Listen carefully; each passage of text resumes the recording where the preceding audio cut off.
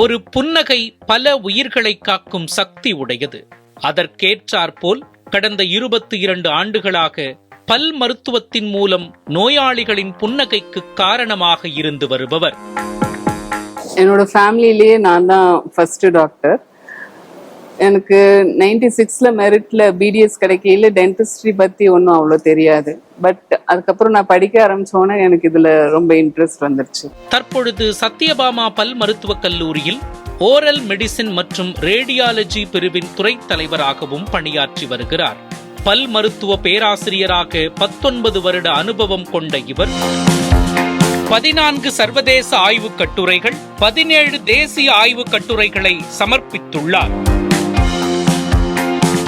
பல் மருத்துவம் தொடர்பான கருத்தரங்குகளில் கலந்து கொண்டு நூற்றுக்கணக்கான மாணவர்களுக்கு உந்து சக்தியாகவும் சக மருத்துவர்களுக்கு முன் உதாரணமாகவும் திகழ்ந்து வருகிறார்.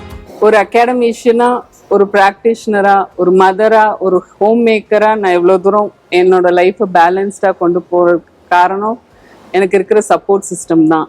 என்னோட பேரண்ட்ஸ், என்னோட ஹஸ்பண்ட், என் சிஸ்டர்ஸ், அவங்களோட ஃபேமிலி அண்ட் மை டாட்டர்ஸ் ஸ்பெசிஃபிக்கா இவங்க எல்லாரும் கொடுக்குற சப்போர்ட்னால தான் என்ன மன நிறைவா என்னோட லைஃபை இந்த எல்லா ஃபீல்ட்லையுமே கொண்டு போக முடியுது.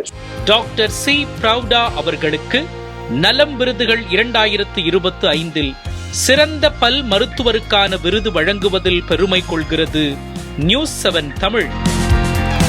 மாண்புமிகு மருத்துவம் மற்றும் மக்கள் நல்வாழ்வுத்துறை அமைச்சர் அவர்களை மேடைக்கு அன்போடு அழைக்கிறோம். டாக்டர் சி பிரவுடா அவர்களை விருதை பெற்றுக்கொள்ள விழா மேடைக்கு அன்போடு அழைக்கிறோம். மாண்புமிகு அமைச்சர் அவர்களின் கரங்களிலிருந்து இந்த விருதை பெற்றுக் கொள்கிறார்கள். ஜி ஸ்கொயரின் சிறப்பு பரிசும் வழங்கப்படுகிறது.